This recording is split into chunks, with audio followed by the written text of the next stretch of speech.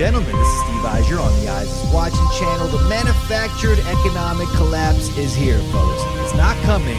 We're in it. It's not a matter of if, but when.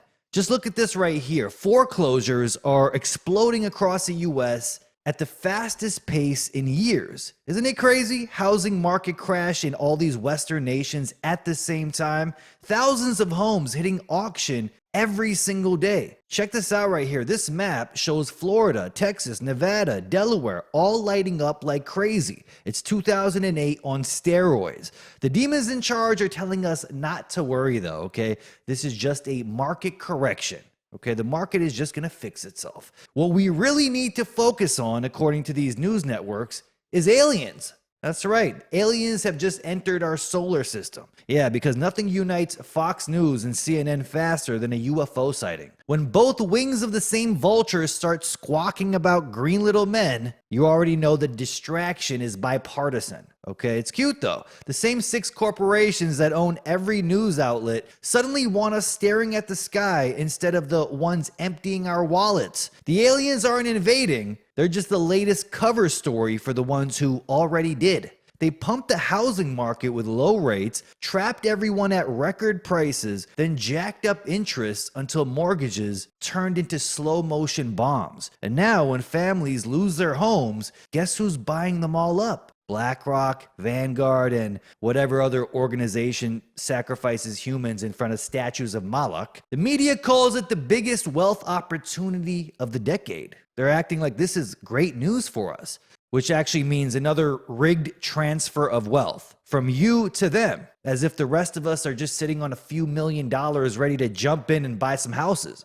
Yeah, sure. They're not losing control of the system, they're rebooting it. Every crisis they create becomes an excuse to grab more power, higher rates, higher cost, which means higher desperation. And this is all by design. This isn't about fixing the economy. It's about resetting it. This is the Great Reset, folks. You're living through it. Collapsing the middle class so everyone becomes dependent on the new digital system waiting in the wings. It's controlled demolition, slow enough to look natural, fast enough to destroy you before you notice. They're not saving the economy, they're saving their empire and burning yours to keep it warm. Americans are drowning in debt at the moment. Household debt just smashed through $18 trillion like it's national pastime, which is insane here. Record mortgages, record car loans, record student loans, record credit card debt. Every category's maxed out, and people are still swiping plastic like it prints money. Credit cards are now charging over 22% interest. Car payments are hitting $760 a month, and student loan delinquencies are exploding after that payment pause ended. I know, shocking, right? Turns out people didn't magically get richer while waiting. Defaults are spreading across all Western nations at the same time. Subprime car loans collapsing, student loans imploding,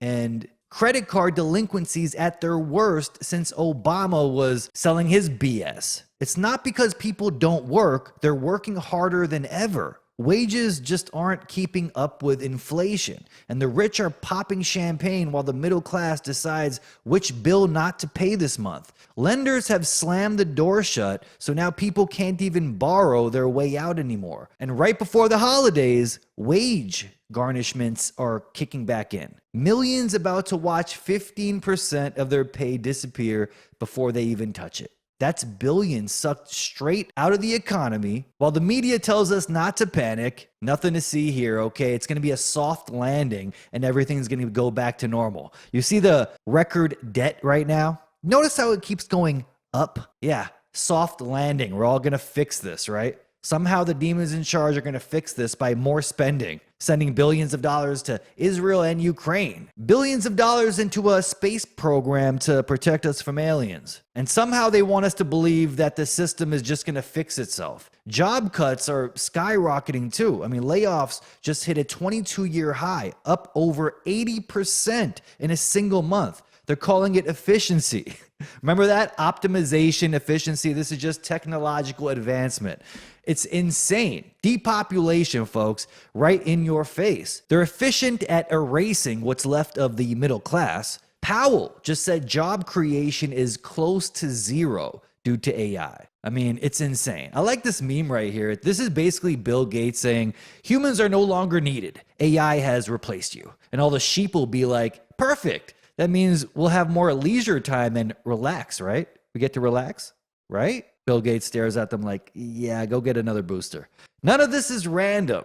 It's a controlled demolition to clear the board for what's next, the tokenized economy. BlackRock's Larry Fink just declared the tokenization of all assets. This has officially begun, he says, which actually means the digital leash is ready. Okay, the China-style slavery state, yeah, that wasn't a conspiracy theory, folks. They did have it planned. The crash wasn't a failure. That was the setup. Okay, it's going according to their plan. First, they bankrupt you, then they save you with programmable money. Welcome to the Great Reset. All around the world, we got controlled opposition shills being put in place to, give people their little bit of hopium. Controlled opposition 101. Okay, look at what happened in New York and who won the mayor position. Why would the most Jewish city in the United States, the financial, cultural, and media capital of the world, suddenly let a Muslim win? You think the same demons in charge who run Wall Street, Hollywood, and the Federal Reserve are about to hand the keys over to some grassroots Muslim that eats rice with his hands? Please. They're setting up a scapegoat, okay? Something big's coming, maybe another 9/11 style event, maybe a staged collapse, and they'll need someone to take the fall, okay? Zoran Mamdani, okay? This is the perfect face right here. Brown, progressive, young, idealistic, and most importantly, controlled. That's right. This is Obama 2.0, folks. The illusion of change to pacify the pissed off masses while the machine resets itself. The opposition is so controlled that most of the opposition to that opposition is controlled as well. Okay. Mamdani is a Marxist Muslim that was selected to be mayor of New York because he is a Jewish asset. His entire team is Jewish, and endless Jewish organizations support him, as you can see right here. Ask yourself, why would they fund him and help put him there? Well, because they ultimately have the same goal: destroy Western society, turn it into a third world shithole. Mamdani is funded by the same LGBT organizations that funded, Black Lives Matter and Antifa. Their plan is to destroy everything about white Western civilization. Look at this article, for example, right here. Europe's top rabbi says Jews and Muslims have a common cause, and that is to oppose European nationalists. They'll tell you his rent freeze plan is radical, but Bill de Blasio already did this 3 times in 2015, 2016, and 2019, and nothing changed. The city didn't collapse, but housing sure didn't get cheaper either. Okay, this is all a coordinated collapse. Remember that. New York rent today is astronomically high, one of the worst in the world. A new freeze isn't revolutionary, it's maintenance mode for the illusion. Okay, the same demons, the billionaires funding these demons, Alex Soros, globalist heir to the throne, is bankrolling the whole operation. Look at this right here. You don't defeat the rich by working for them. Did people really fall for Obama 2.0 again? This is actually hilarious. They just rebranded their whole agenda. And maybe that's the real plan here, the sustainable development model for New York. The next step of Agenda 2030, where affordable living means stackable pod apartments for citizens who accept their digital IDs, their social credit scores, and eventually the mark. A cashless, rent-controlled dystopia where your biometric access is tied to your obedience. You'll own nothing, not even your studio apartment, and you'll smile because the mayor said it's good for equity. Okay, this helps fight those white supremacists. This is a total joke. And if you look at what's happening in New York right now, they're already building little pods for people to live in. I believe this mayor right here is going to accelerate that 2030 agenda. They are using a person of color, in quotes, to help advance this agenda. Acting like he's about to arrest Netanyahu or he's defying Zionism. Really? In a city where pro-Israel politics basically run the show. And if you look at the strings being pulled behind the scenes, this man is Zionist to the gills, people. He's already bending the knee to police unions and keeping establishment figures like Tish James. That's not rebellion. That's career preservation. The big picture is this. Both parties are puppets. Democrats pose as progressives to keep the youth in line. Republicans play fake outrage to preserve the illusion of resistance. And corporate communism runs the country behind the current. Okay, Mamdani's victory isn't a revolution. It's just a costume change. We've seen this before. The same system, new actor. They're just swapping out the old faces for younger, more diverse ones to sell the same old program. Bottom line is this isn't the fall of the empire. This is the software update. The illusion of grassroots socialism, still firmly under demonic billionaire control, with a digital leash for anyone that thinks freedom or change is coming. Zoran Mamdani received over $37 million from a Soros-funded organization. I wonder why Jews would want him in charge of New York like that. Can anyone explain that to me? Now get this, how the supremacy divides and conquers, from Sam Parker on X. Zionist Jews blame Democrats, liberals, Arabs, blacks, and browns, Muslims, Islamic supremacy, and Islamic terrorism for the problems. They team up with anti-Zionist Jews, blame Republicans, conservatives, whites, Zionists, Christians, European colonialism, white privilege, white supremacy, and Nazis for the problems. That's why they lead both sides. They try to get the entire world population to choose one of these two sides. The result is everyone in the world blames everyone else except, the main culprits at the top. Perfect synergy, Sam Parker says on X. Starting to make sense why they fund both sides. Breaking, Zoran Mamdani has announced an all-female transition team stacked with Zionist executives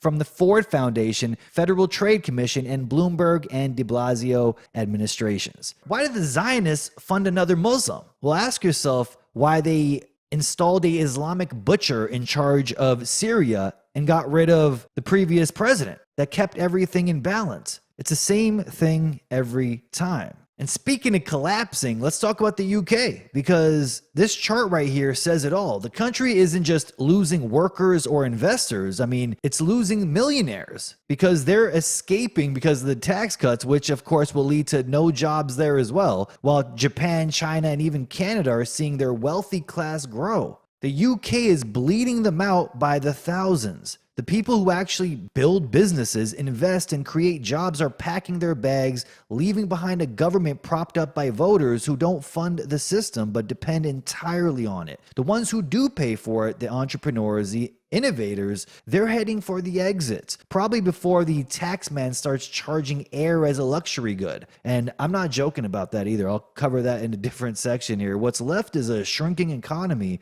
run by bureaucrats, funded by ghosts, and celebrated by people who think economic growth means another stimulus check. It's not just decline, it's managed decay. And the UK is leading the West's race to the bottom with a collapsing pound as well. There is a video out on YouTube entitled Why 2025 is the single most pivotal year in our lifetime. And you're not going to believe what this man says right here. I mean, it's out in the open. There is a reason why they're collapsing every Western nation at the same time, because they're about to do the damn thing and give you the solution right here. Check this out.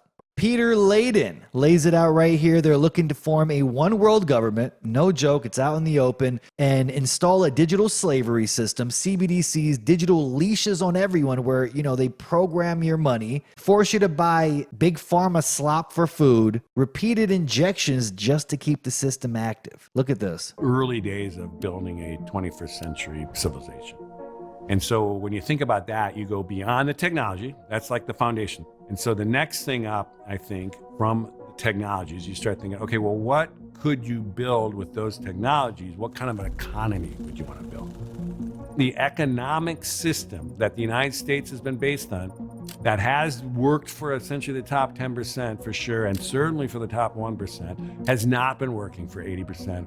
And it's gotten to the point where they just have had it.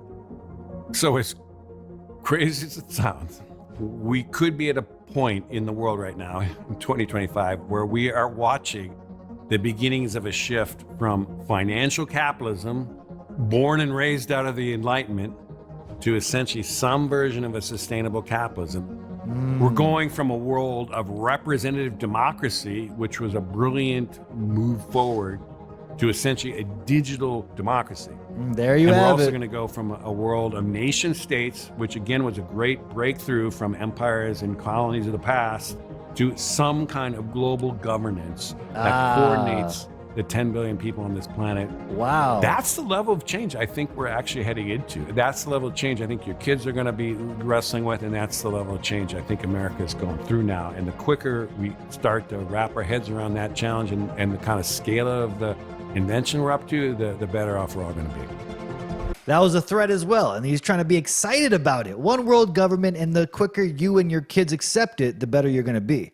A cute little subliminal threat right at the end there, okay? You see what's happening here? Everything is starting to make a lot more sense. 2025 is the most pivotal year of our lifetime, okay? And there it is. He said the great progression, the polite name for global control. When he says sustainable capitalism, he's talking about centralized capitalism, programmable money, universal basic income, and your survival tied to your compliance. They call it equality. It's really digital slavery dressed up as efficiency. Digital democracy, he says. That's not freedom, okay? It's verification through an app, constant scanning and biometric scans, your identity, spending, and movements monitored and scored and restricted at the tap of a screen. And look at this right here, just to drive the point home. Tony Blair and Oracle's Larry Ellison just announced their plan to merge every citizen's data into one global platform so AI can understand the country. Their words, not mine.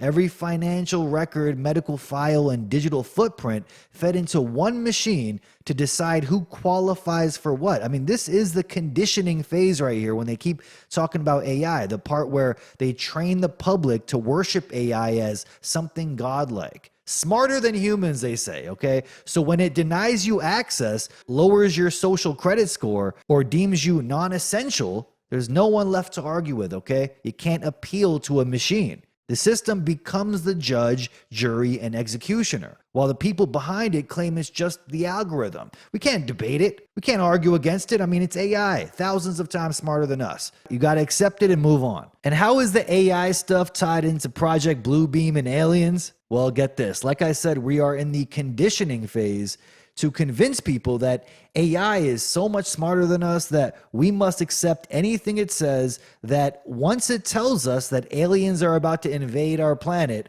we need to immediately believe them, okay? You can't argue against AI. As you can see here, AI system achieves 600 times speed breakthrough in the search for signals from space. Notice how they're tying it to literally everything. So once AI comes back and says, yep, aliens are real and aliens want you to join the Galactic Federation, form a one world government, we're all going to accept it. Because we're going through the conditioning phase to brainwash people into believing AI is some kind of godlike thing, okay, when really it's a demon. That's right. Remember this? A while back, they said they're creating a demon in a computer through AI. So when they talk about uniting world governments under one management system, it's not about peace. It's about containment. So Peter Layden said, 10 billion people are going to be controlled under this new AI system, one world government. 10 billion people? No. They can't cram everyone into digital zones until the population drops. They need fewer people, okay? More control and tighter grids.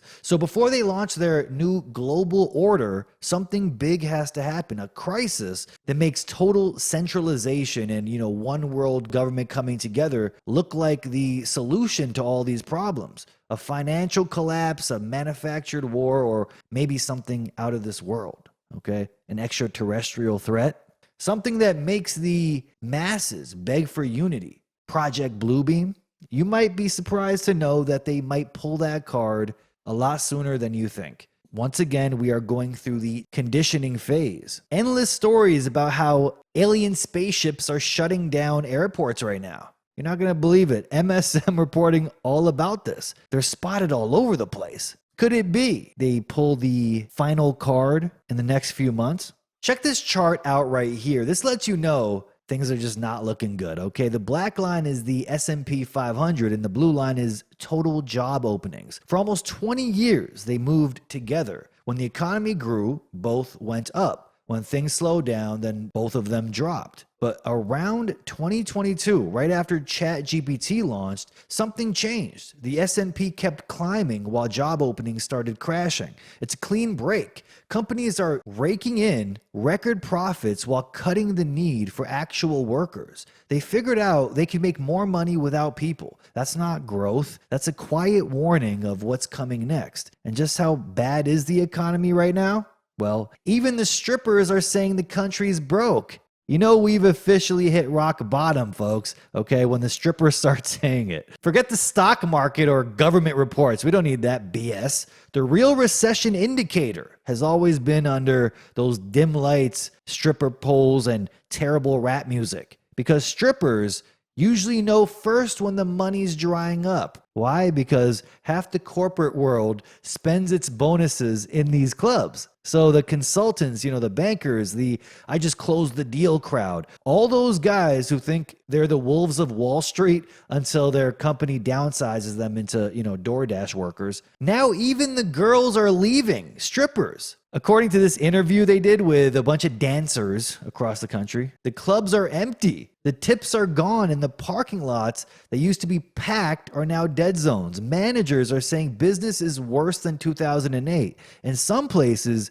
dancers are finishing shifts in debt to the club. That's right, they're paying to work. In New York, strippers are losing apartments. Oh, boo-hoo, right? In the Midwest, they're leaving with under $100 after double shifts. And even in tourist cities, things are falling apart. When Vegas and Miami are struggling to sell that fantasy, the illusion is collapsing, folks. One dancer said her club made more money during COVID than they're making now, which is terrifying considering, back then the world was shut down and people needed to scan QR codes just to enter these clubs. But that's the thing though, strippers aren't economists, but they're good indicators of recessions because a lot of disposable income is spent in these spots. So if they're going broke, it lets you know that a lot of the corporate people are going broke as well. When men stop throwing money at strippers, it's not because of morality, okay? They didn't become born-again Christians. It's out of misery. They're broke, stressed, and stuck in survival mode. Libido dies right after hope dies, okay? So when the strippers who are selling pleasure can't pay rent, we're past the point of economic slowdown, okay? The money is evaporating at every level. Even the escape industries, okay? Sex, entertainment, nightlife, are collapsing under the weight of inflation and digital displacement. The strip club, once the last place people went to feel human, is now just another ghost of the pre-AI economy. And that tells you everything you need to know. If the bankers are skipping the lap dances, it's not just a recession. It's a warning that the old world's already dead. And what's coming next isn't a recovery, it's the transition from a cash economy to a controlled one, from physical exchange to digital surveillance, from human touch to biometric tracking. And who knows, maybe eventually virtual reality headsets and virtual reality strippers, okay? Because the real strippers were just the first to notice the lights dimming and the economy crashing. The rest of society is about to find out that the party's over. And I know it sounds crazy, but strippers are generally the best indicators of either a recession coming or even a Great Depression. And they're saying they're all out of jobs. No one's coming to strip clubs anymore. Now there are a few theories what this new world might look like. The first is the AI economy, where automation replaces human labor completely. A small group of engineers, data scientists, and executives will run the show while the rest of society fades into permanent unemployment. People keep saying this is going to be progress. The machines are freeing us from work. And, Bill Gates was saying, don't worry, we're going to, break it down from a 5-day work week to a 2-day work week. This is going to be perfect for all you people. But really, it's just a way to centralize production and eliminate the human element from the economy altogether. Then there's a universal basic income, which a lot of these leftists love jumping up and down for, like it's the best thing ever. Oh, free money, it sounds great until you realize it's not really income, it's access. You don't earn it, you're granted it. And it's digital, programmable, and fully trackable through a central bank digital currency system. You'll be given just enough to survive, but only if you play by the rules. One wrong opinion, whether in private or online, one non-compliant purchase and suddenly your digital wallet stops working. The way they're selling it right now is, equity, equality, and being compassionate. Okay, this is a way to solve poverty, but it's control, just flat out, disguised as charity. And when you've got one of the head reptiles outlining the infrastructure for total worldwide control, just know they're all working together to install a system that's already been built behind the scenes. Right now, it's all about fake emergencies and manufactured disasters to greenlight this digital new world order. Larry Fink wasn't warning us, he was announcing it when the BlackRock CEO casually says the digitization of all currencies and financial assets will happen worldwide very rapidly, end quote. That's not financial innovation. That's a global coup disguised as convenience. Once every transaction is logged, traced, and approved through programmable digital wallets, freedom becomes conditional. You step out of line and your access to life itself, whether food, travel, healthcare, can vanish with a keystroke. This isn't about plumbing the system. It's about wiring the cage. People are literally building their own digital concentration camp brick by brick. They don't need barbed wire when they can wrap the chain around your wallet. The next step here is the digital serfdom model. And it's already here. You're not valued for what you create. You're valued for what you consume and how much data you generate while doing it. Every search, every scroll, every emotional reaction becomes a product. They don't need your labor anymore. They need your attention. The economy turns into one big algorithmic feedback loop where people are kept entertained, distracted, and predictable while real wealth consolidates above them. And if that system starts breaking down, there's always the controlled collapse plan. Tear everything down and rebuild it under a sustainable model of total surveillance. Digital IDs, carbon credits, rationed energy, and social scoring, all dressed up as solutions to this global chaos. They got plan A, plan B, plan C. They've got it all figured out here. And it's crazy that most people are just walking into this digital slavery state blindly. As for why they'd want people to suffer or even shrink the population, it actually makes sense from their perspective. In a fully automated world, you don't need billions of workers or consumers. You need a smaller, more manageable population that doesn't question authority and doesn't drain resources. The suffering we're seeing now, inflation, job losses, collapsing living standards, is the conditioning phase. The goal is to exhaust people into submission so that when the new system arrives, they'll accept it just to make the pain stop. They're not just engineering a new economy, they're engineering a new mindset. Obedient, dependent, and grateful for digital rations. They want you accepting digital IDs so they can force this one on you. You ready for it? What happens when people slow down on poisonous big pharma slop?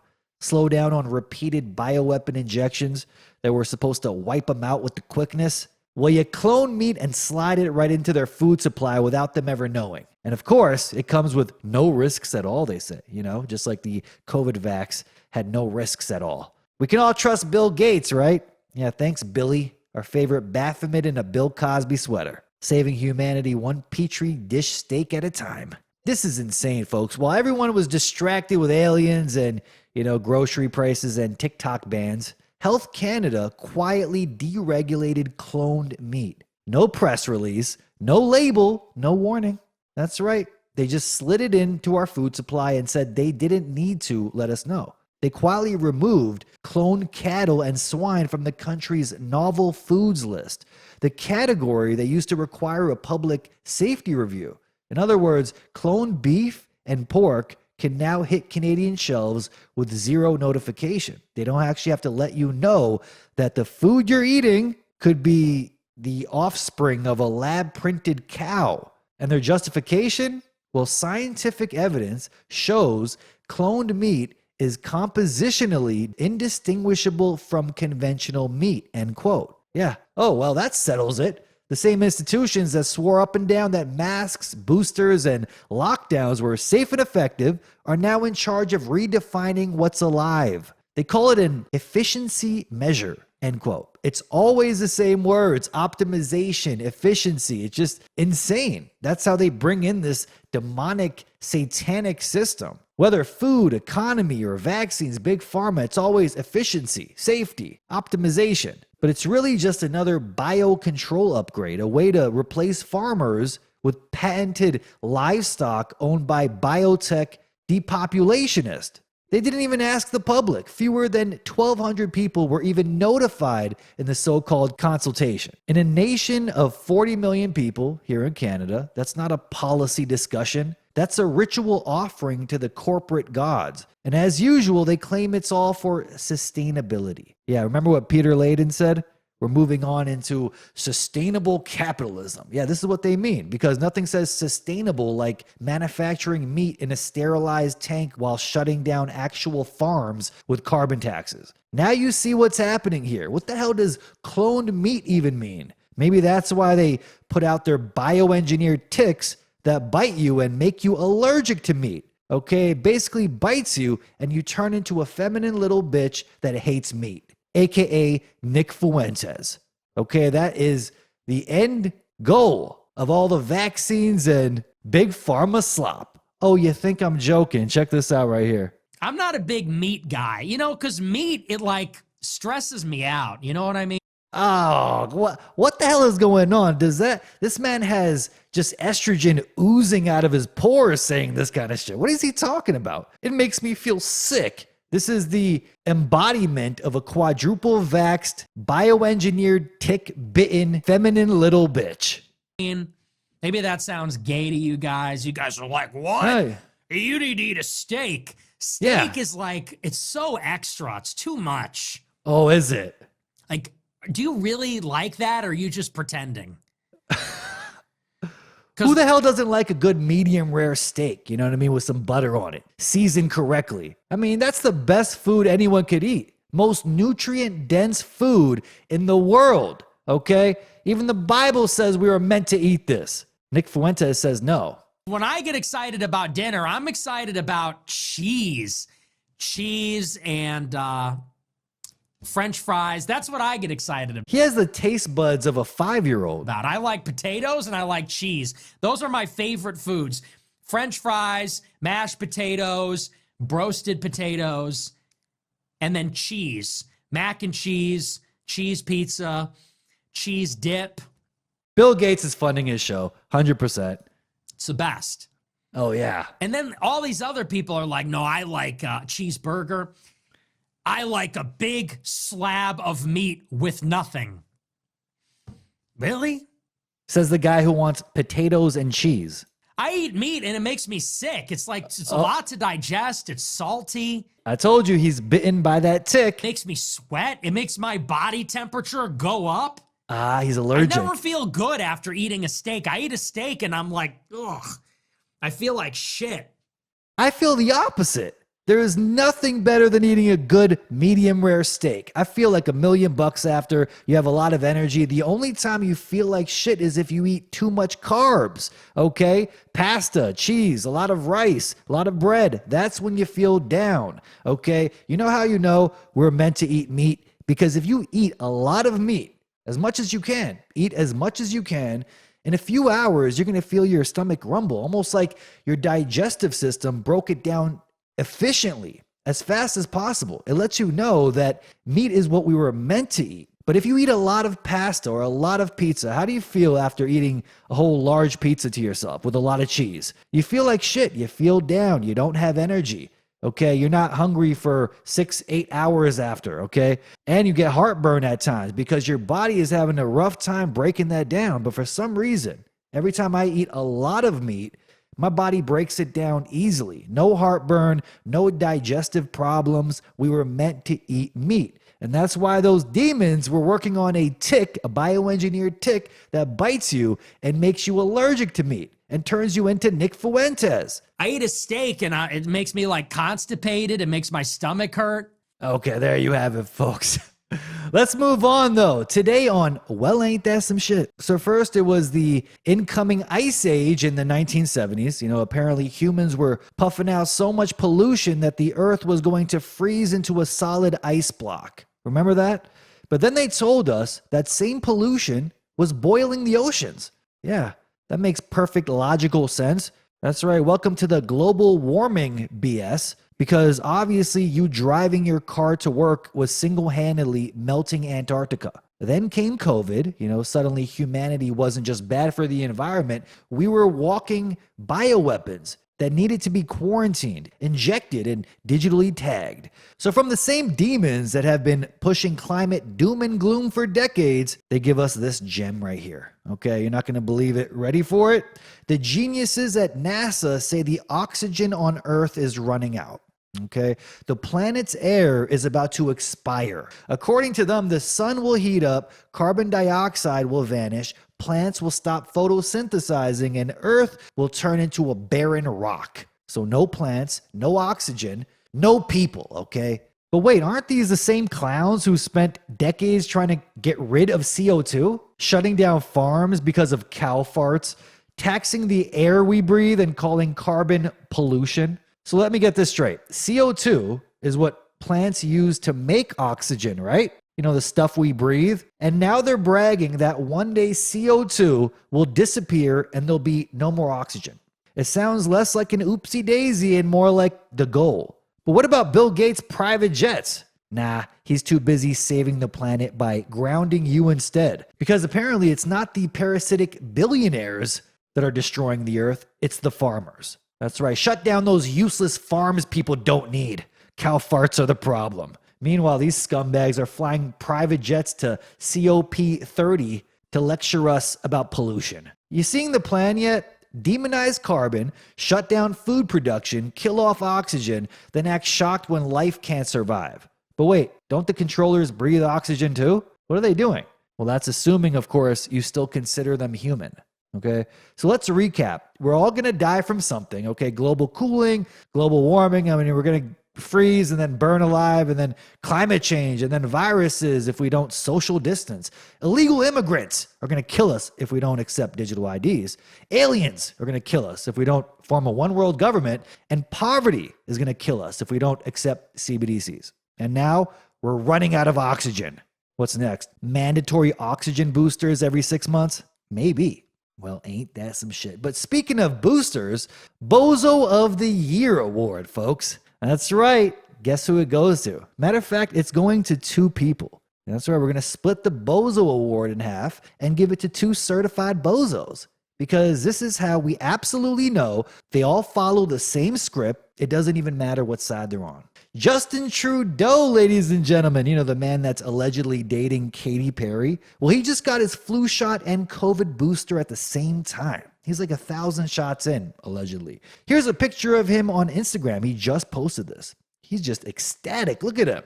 Wait a minute. Didn't Trump just announce the same thing a few weeks ago? He got his flu shot and COVID booster at the same time. What more proof do you need these demons follow the same script? Okay, you quadruple vax clowns, right after you get a double Depop poison clot shot in both arms, considering they even got the real thing. I highly doubt any of these demons even breathe oxygen. But either way, step right on up, give it up, people. Our favorite reptilian shapeshifters, Trudeau and Trump, and collect your Bozo of the Year awards. That's right. For still trying to convince people to off themselves with lethal slow kill injections.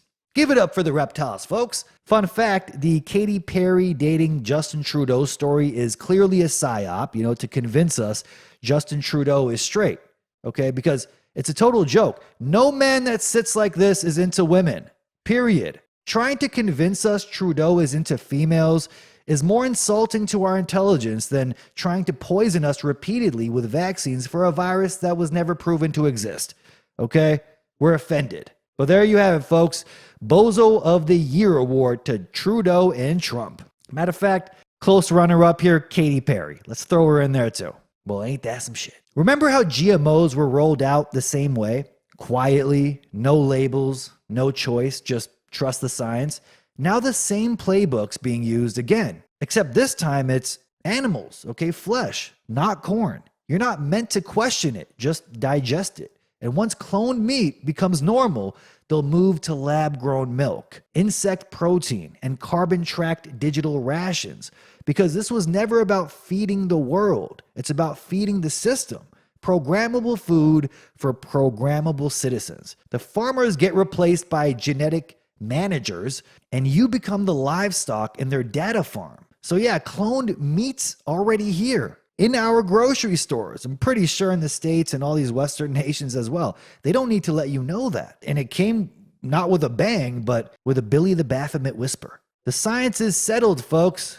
The conscience isn't. And the next phase of the experiment just got served medium rare. Always the same blueprint, okay? Control the body, then control the wallet. Poison the food, profit off the sickness, then poison the economy the same way a parasite drains its host. And if you still think this is just a theory, look at the numbers here. According to a new Oxfam report, the top 10 billionaires in America increased their collective wealth by $698 billion in the past year alone. A direct result of Trump's One Big Beautiful Bill, which Oxfam calls one of the biggest upward transfers of wealth in decades. The richest 0.1% will see their tax bills shrink by over $300,000 by 2027, while low-income Americans will actually pay more. That's not an accident, folks. That's all by design here. The U.S. now ranks near the bottom among developed nations for poverty, child welfare, and life expectancy. Yet the same handful of demons that are in charge are getting exponentially richer. So maybe the point was never to grow the economy. Maybe it was to replace it. Turn people from workers into dependents, then from dependents into data. The suffering keeps them compliant. The automation keeps them irrelevant. And the billionaires keep smiling at us from their Elysium ring in the sky. Welcome to the great transition, folks. I mean, we're living through it. It's one hell of a time to be alive, where human beings are no longer part of the plan, just part of the problem. And what if that digital ID rollout isn't meant for everyone? What if it's for the ones who are left after the Depop agenda is successful? The ones unfortunate enough to survive the coming collapse, the lucky few who make it through the purge of economic despair, famine, and digital blackouts, the ones that will be stacked like battery cells in smart cities. Human rat cages stretching into the sky like Hong Kong skyscrapers turned data farms. Their lives will be measured and monetized through systems like Bill Gates' patent 060606. Yeah, you heard that right. 666, filed by Microsoft in 2019 and published in 2020.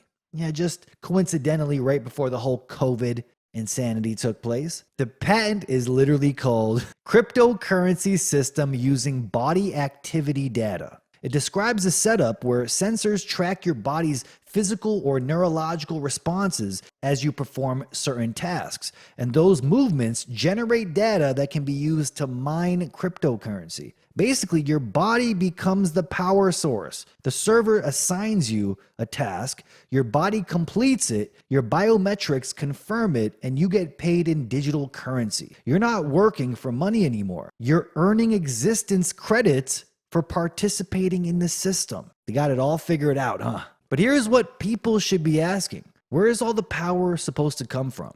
Okay, you can't run a worldwide AI hive mind with billions of sensors, satellites, and quantum servers on windmills and solar panels. Can you imagine the energy that would be required to run this new AI global system? Even if every solar panel on Earth was used, the grid would still collapse under the sheer computational weight of their smart world they want to engineer. The amount of energy required to power a real-time AI-driven surveillance economy would dwarf anything humanity's ever produced. You're talking about running algorithms that monitor every purchase, heartbeat, movement, and breath across the whole world 24/7. The kind of energy that would require, it would be equivalent to a digital sun, burning through electricity like oxygen.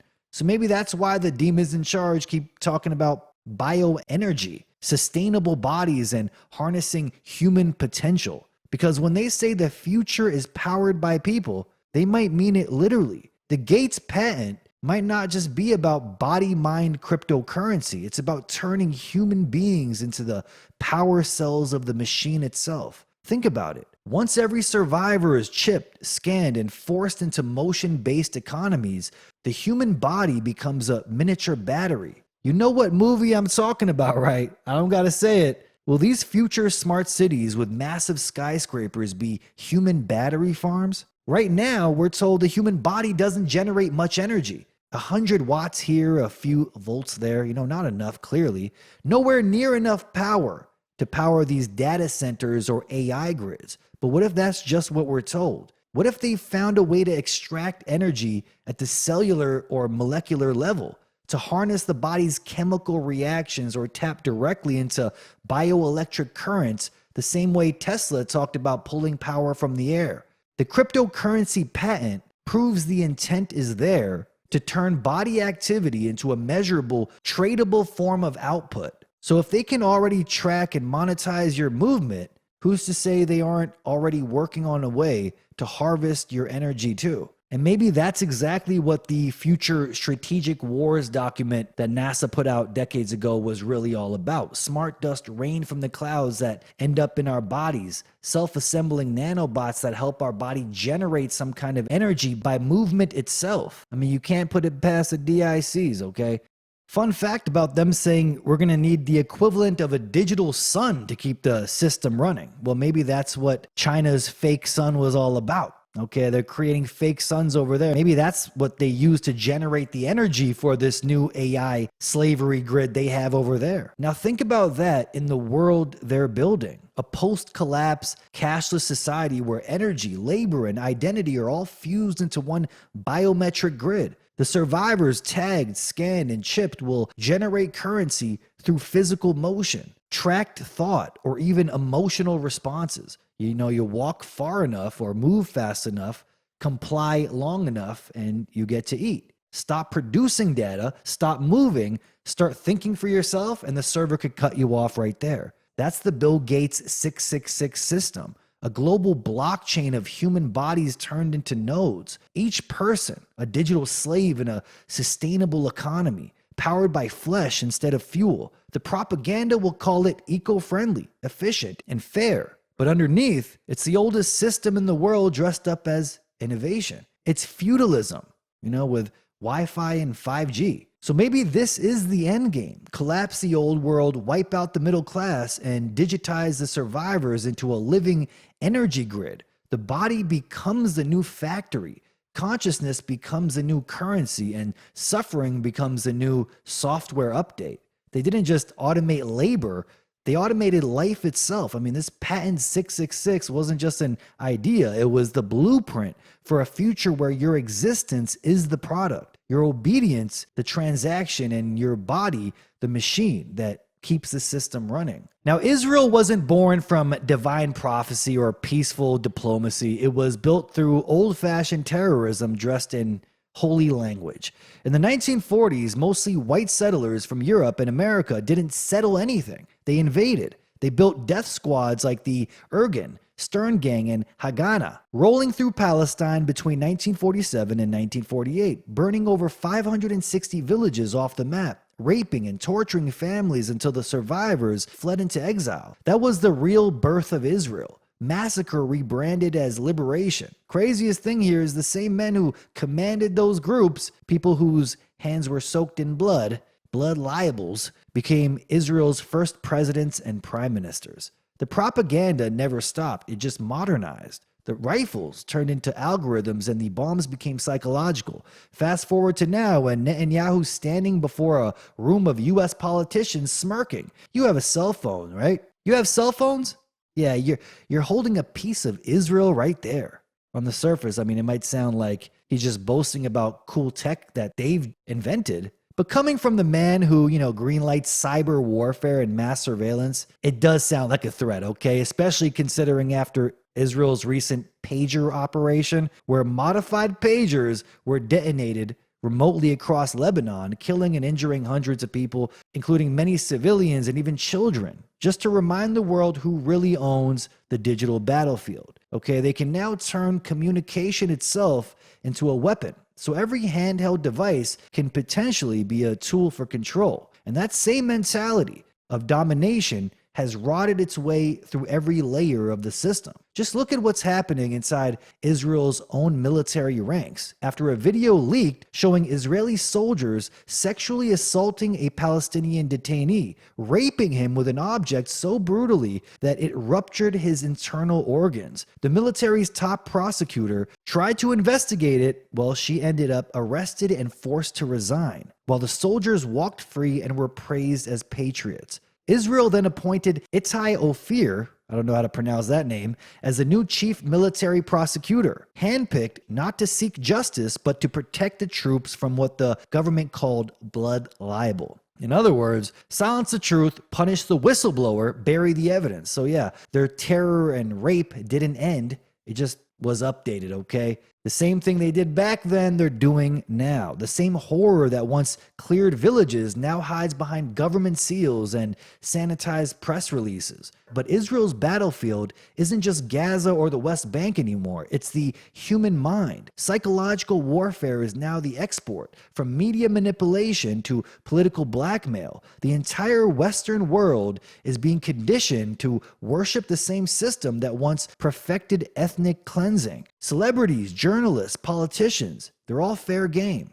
Speak against Israel and your career evaporates. Ask the wrong question and suddenly you're labeled anti-Semitic, shadow banned, or accidentally investigated. Even in America, where politicians like to claim no foreign nation controls us, the mask keeps slipping. The Republican Jewish coalition, supposedly just a lobby group, openly bragged about spending millions to destroy anyone who dared vote against sending Israel more money. They boasted about taking down Pat Buchanan, David Duke, and Congressman Steve King, and now they're dumping cash into Indiana to crush former Congressman John Hostetler for criticizing Israeli policy. They actually bragged about it while pretending they have no real power. Right, just a small powerless organization that can single-handedly decide who gets to stay in Congress. The audacity would almost be funny if it weren't true. But of course, they have this power and none of us are supposed to question it because, they're eternal victims. I mean, didn't you guys know it? Someone just sprayed a swastika on a building in New York? That's how rampant this white supremacist Nazi mentality is. Oh, oops, that was a Jew. That's right, a Jew did that and blamed white supremacists again. Unbelievable.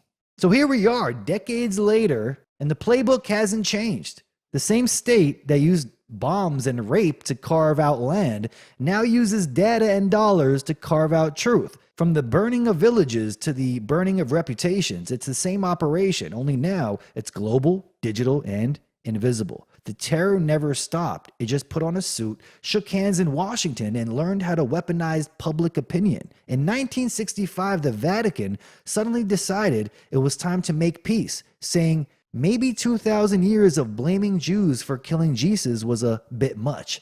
The Orthodox rabbis didn't buy it. To them, it wasn't reconciliation. It was Rome trying to rewrite the ending after losing the plot. Catholic theologians went through an identity crisis, wondering how to fix centuries of dogma without admitting the whole thing might have been built on bad translation. Meanwhile, the rabbis were busy reminding everyone that believing God has a son still counts as idol worship, even if it comes with stained glass and choir music. Historian Karma Ben Joannen's book shows the church trying to hug it out while Judaism kept a polite distance.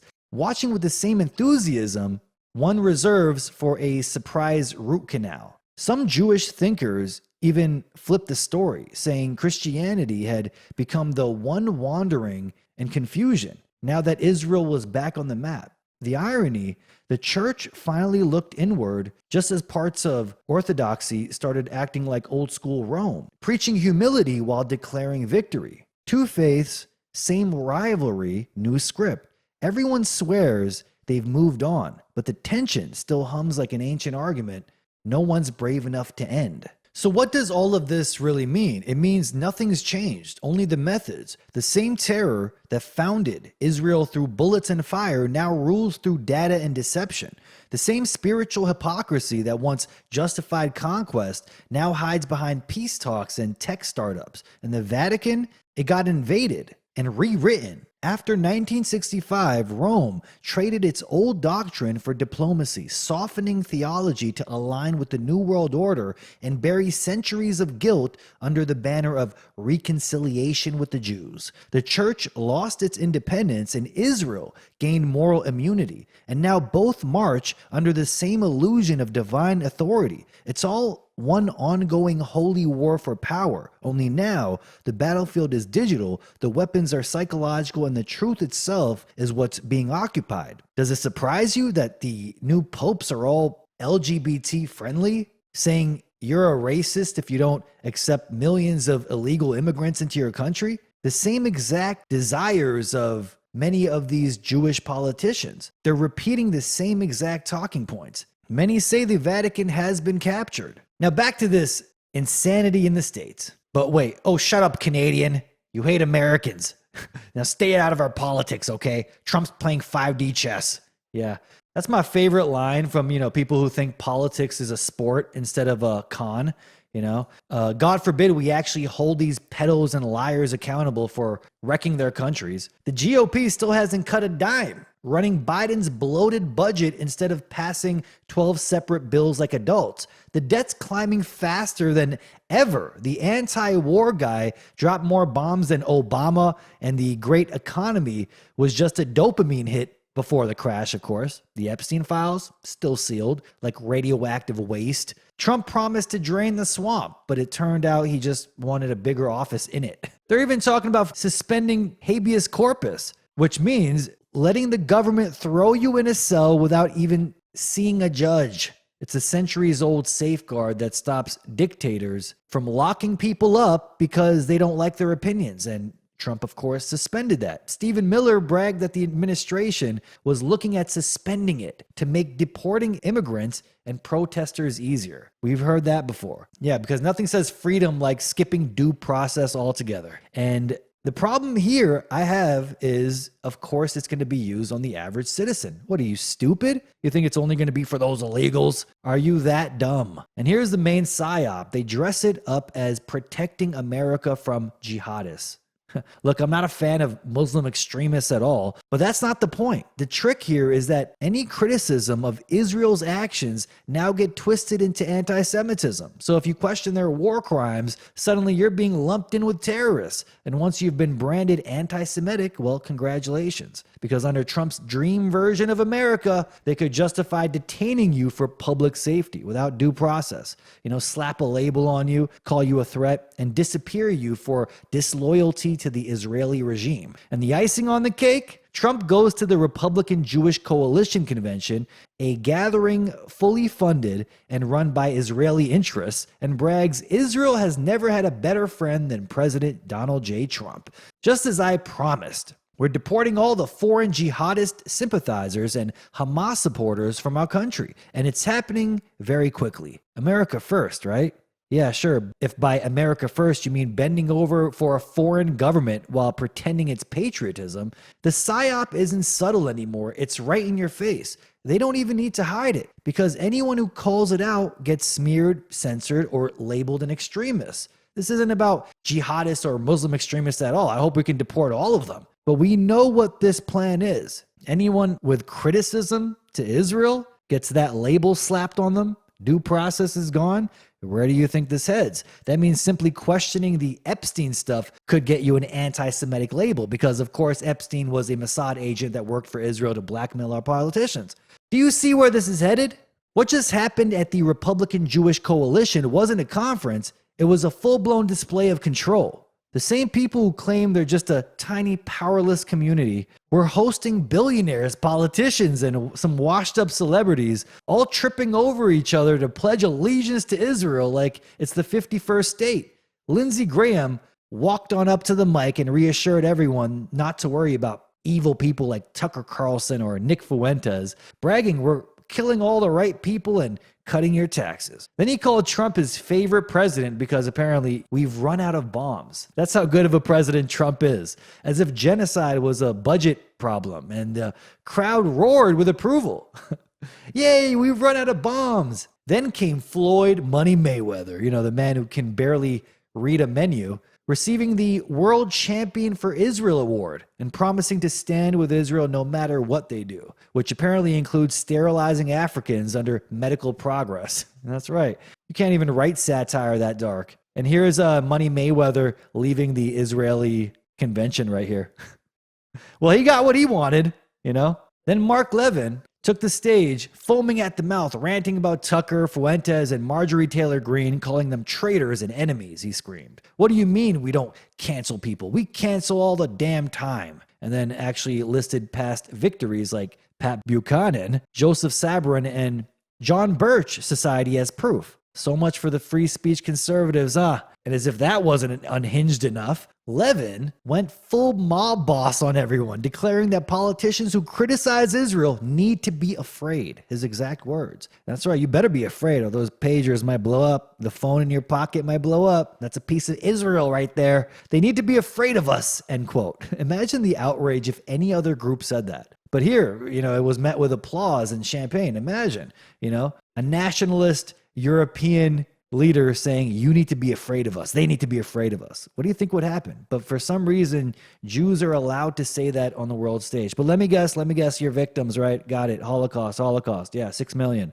Okay. But here it was met with applause and champagne. Meanwhile, Florida Rep. Randy Fine was on stage calling Tucker Carlson the most dangerous anti-Semite in America, and accusing his fans of forming a modern-day Hitler Youth. Ted Cruz followed up, claiming the GOP was facing an existential crisis because too many young Republicans were starting to question the Holy Alliance with Israel. I think I know what that means. It means the kids ain't buying the propaganda anymore. Okay, this wasn't about anti-Semitism or party unity. It was a televised loyalty test. Every word dripped with intimidation. Step back in line or get destroyed. They bragged about canceling people, threatening politicians, and rewriting narratives, all while pretending they're the victim. And now it's obvious what the Epstein operation really was, Not just a cool little island they went to retreat and hang out at. No. It was a blackmail pipeline designed to keep world leaders obedient. The old methods of leverage were secret cameras and underage girls. Now it's campaign money, and media defamation. The so-called civil war in the GOP isn't about ideology anymore. It's about ownership. Who controls the leash? The same networks that built their empire on terror, propaganda, and infiltration are now doing it in daylight. Clinking glasses in Las Vegas, the bombs went quiet, but the control never stopped. That's right, they ran out of bombs. Now Trump is talking about bombing Sudan and Nigeria. That's right, and Venezuela. But don't worry, it's for, nationalism and to keep the Africans safe and cartels or whatever. And this isn't new, people. It's the same network, just upgraded for the digital age. Decades ago, the Anti-Defamation League, the ADL, ran what even their own documents call a multi-dimensional counterintelligence operation against the John Birch Society, complete with undercover agents, fake names, planted informants, and media manipulation. They infiltrated offices, stole membership lists, dug up financial records, ran credit checks, even forged meetings under false pretenses just to entrap people and feed unflattering material to the press. Think about that for a second. A private lobby group doing the work of the secret police long before Twitter bans or FBI domestic threat lists existed. The ADL was doing this? Their code-named operatives included cops, bankers, and government insiders. Exactly the kind of people you'd expect to protect liberty, not undermine it. And while the ADL bragged about saving democracy, what they were really doing was building the prototype for the censorship state we live under now. Fast forward to today, and the same ADL brags about its partnerships, in quotes, with the FBI and tech companies to monitor so-called extremism, meaning anyone who questions their narrative. Former FBI Director James Comey literally told ADL's CEO, "From the FBI's perspective, we're still in love with you." End quote. That's not law enforcement. That's like merger of police state and Jewish supremacy. The same group that once spied on conservatives and labeled anti-communists domestic threats in quotes now work hand in hand with the intelligence agencies to silence dissent online. So when Mark Levin stands on stage at the Republican Jewish Coalition screaming that politicians who criticize Israel need to be afraid of us, he's not just talking tough. He's echoing a system that's been running covert intimidation campaigns for 70 years. The infiltration isn't speculation anymore, it's documented history. What started as spying on the John Birch Society has evolved into total psychological control over governments, media, and public opinion. Now we know what Epstein's real purpose was, as I told you. Okay, now it's not up for debate. We know what that was about, and that's why they will never release the real files. Not just to blackmail for pleasure, but to maintain the same chain of obedience that's been in place since those early counterintelligence days. Different decade, same operation: infiltrate, compromise, and control.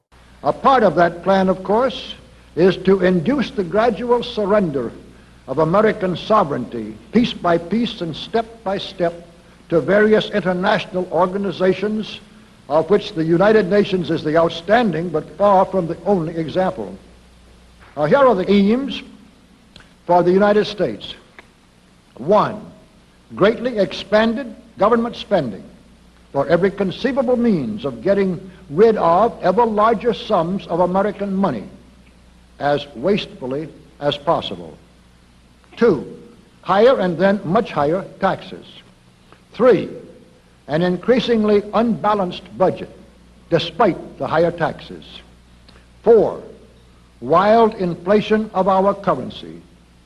5, government controls of prices, wages, and materials, supposedly to combat inflation.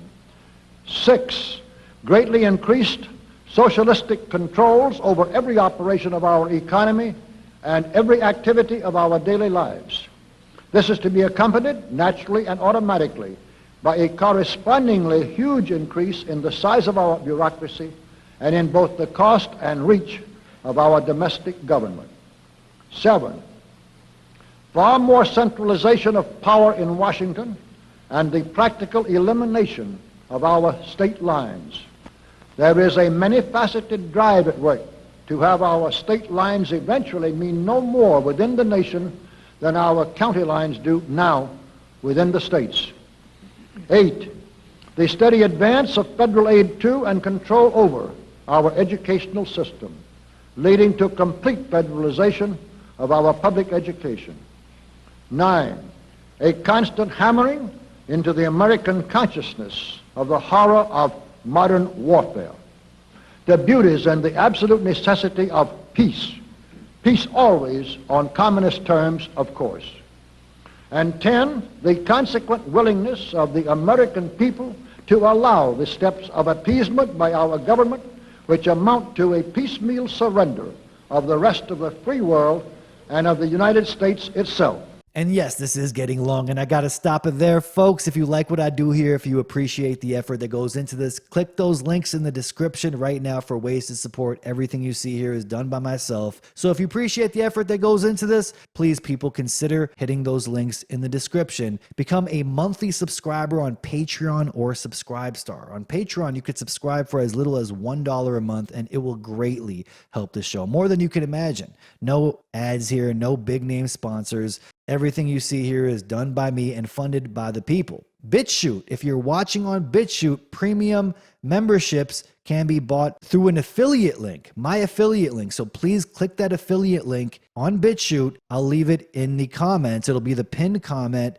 And if you click that affiliate link, you will be helping not only BitChute, but you will also be helping this channel out. So if you guys want premium memberships on BitChute, make sure you click my affiliate link. It will greatly help me and the channel out. So shout out to the people that have sent one-time donations, crypto donations, and shout out to Ray, CEO of BitChute, for reaching out to me and working with me through this affiliate program. Much appreciated. Until next week, folks, until next time, this is Steve Eyes. You're on the Eyes is Watching channel, signing off.